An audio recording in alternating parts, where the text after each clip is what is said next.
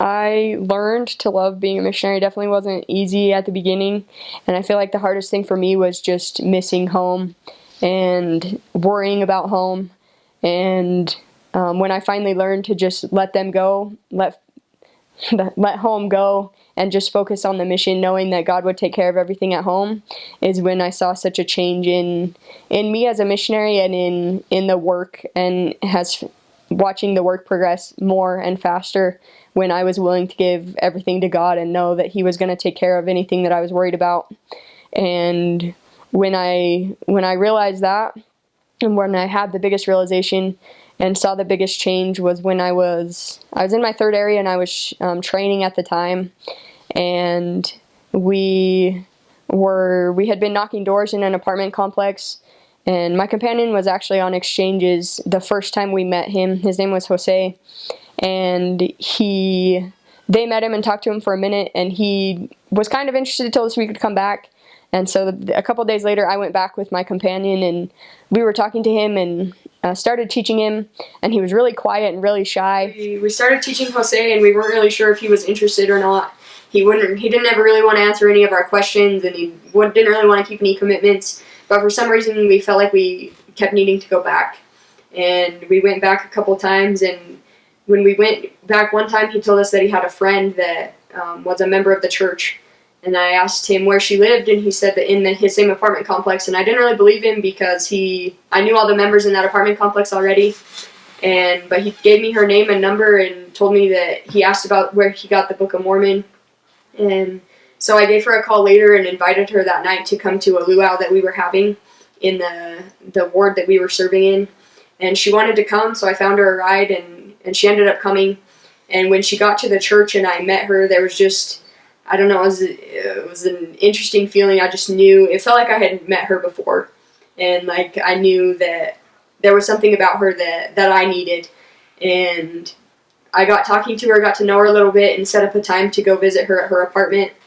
And we went to visit her, and we found out that she was actually baptized in Honduras several years ago.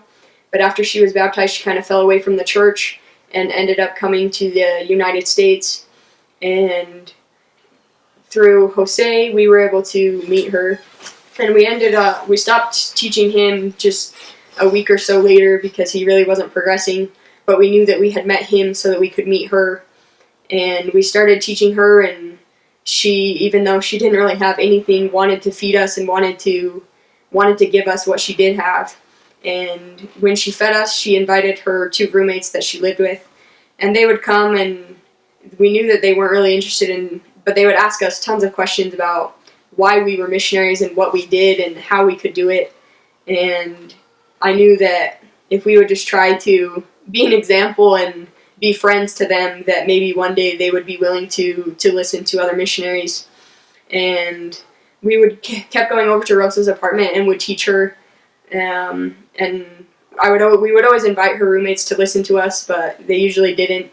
And one day I remember when we got there, they were both sitting there ready, waiting for us.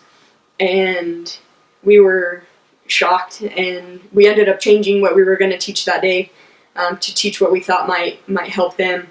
So we decided to teach part of the plan of salvation, and we invited them to set a return appointment with us so that we could come back and teach them more. And they said yes, but when we went back, they weren't there, so we weren't really sure where it was going to go. But one of the roommates ended up moving out, which gave the other one, I guess, more of an opportunity to listen to us. And so we started teaching her, and she started progressing really well. And we taught her all the lessons, and she loved it. She was coming to church, and we got to the commandments, and she had to stop drinking and stop smoking, and she had issues with the law of chastity as well. And as we taught her those, she was so willing to change and to give up everything. And it was amazing. That was one thing on my mission that was amazing to me, was watching people be able to change habits like that in overnight. And I saw it multiple times, and I know it was only possible through God and His mercy and His love, because a couple of them had tried to stop doing drugs or drinking several times before and weren't able to. But when we taught them the gospel and they had that strength, and were able to rely on the atonement of Jesus Christ and understand what it was that was helping them. It was amazing to watch how fast they really were able to change, and the light in their eyes that came, and how much happier they were. And so Estrella was the friend, and she was baptized just a few short weeks later, and her baptism was an incredible experience. It was awesome to watch that and see the change in her and know all that she went through to get there.